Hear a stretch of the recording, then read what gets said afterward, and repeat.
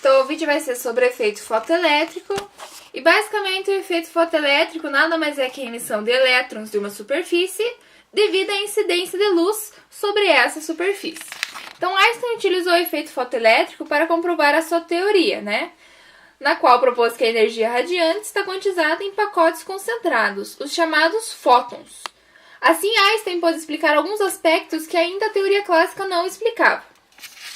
Então aqui está o experimento, Basicamente, o aparato experimental contém um recipiente de vidro que envolve o aparelho para o qual se faz vácuo. Uma luz monocromática que incide através de uma janela de quartzo em uma placa de metal A liberará elétrons, os chamados fotoelétrons, que serão detectados sob forma de corrente ao serem atraídos pelo detector, através de uma diferença de potencial. Agora vamos analisar um pouco essa diferença de potencial. Se essa diferença de potencial é muito grande, a corrente atinge um valor limite, onde todos os fotoelétrons emitidos por A serão coletados por B. Mas, se o sinal dessa diferença de potencial é invertido, a corrente não cairá imediatamente a zero. Isso quer dizer, então, que os elétrons têm uma certa energia cinética. Mas, quando a diferença de potencial torna-se muito grande, ela atinge o chamado potencial de corte. E, enfim, a corrente cai a zero, ou seja, terminará a emissão dos fotoelétrons. Então, para determinar essa energia cinética, nós utilizamos dessa equação, onde a energia cinética é igual à carga do elétron e o potencial de corte. E no gráfico abaixo nós podemos analisar, num gráfico de corrente por potencial, as duas curvas ali, a curva B foi reduzida à metade da curva A. Portanto, nós podemos ver que V0 é independente da intensidade da luz. Ele somente vai depender das correntes, Então, através desse gráfico, nós podemos concluir isso. Então, Millikan obteve alguns dados e viu que havia uma frequência de corte, ou seja, há uma frequência de corte e abaixo dessa frequência o efeito fotoelétrico não ocorre mais. Então, por causa desses dados, desses estudos, alguns aspectos, 3 aspectos, ainda não podiam ser explicados pela teoria clássica, nos quais são que a energia cinética deveria crescer devido ao aumento da intensidade da luz, mas como vimos ali no gráfico, isso não ocorre.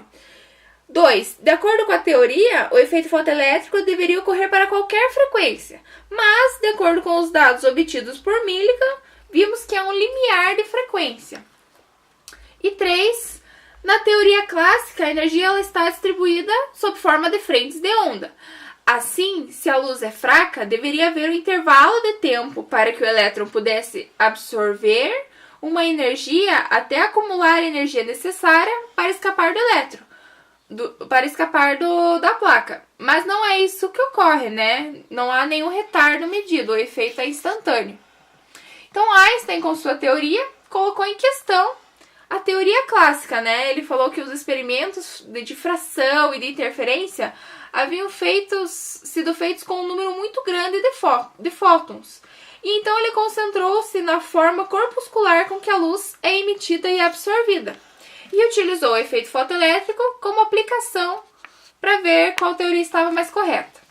Então, ele supôs que a energia está relacionada à sua frequência νe, através dessa primeira equação. E ao incidir a luz no metal, o fóton é totalmente absorvido por um elétron. E quando o elétron é emitido da superfície do metal, a sua energia cinética ela vai ser representada por essa segunda equação, onde será igual à energia do fóton menos o trabalho mínimo para remover o elétron do metal. Então, assim, é necessário que haja esse trabalho mínimo, que nós chamamos de função trabalho. E isso faz com que o elétron saia com sua energia cinética máxima. Portanto, a equação de Einstein fica dessa maneira aí, onde a energia será igual à função trabalho mais a energia cinética máxima. Então, portanto, depois dessa experiência, Einstein conseguiu explicar os aspectos que a teoria clássica não explicava. Então, o primeiro aspecto falava que a energia cinética máxima deveria aumentar com a intensidade. Então, com a teoria de Einstein, nós vimos que quando se aumenta a intensidade, aumenta só o número de fótons incidentes, né?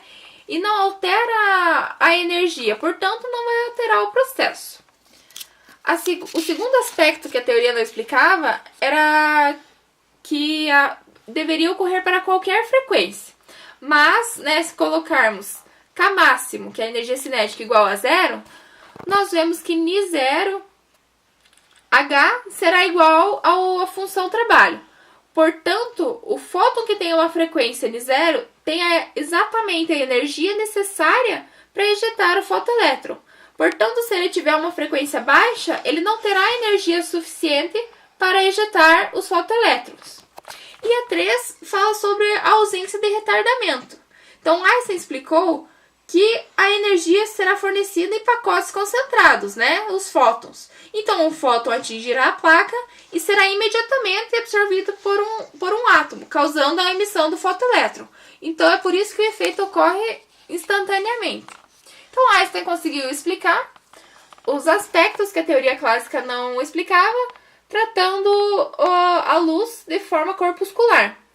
Então, para finalizar agora, só se a gente substitui o K máximo, né, na equação proposta por Einstein, nós vamos ter essa relação aí, onde, né, a teoria previu que é uma relação linear entre o potencial e a frequência. Então, esse foi o vídeo sobre efeitos fotoelétricos. Espero que tenha dado para entender alguma coisa.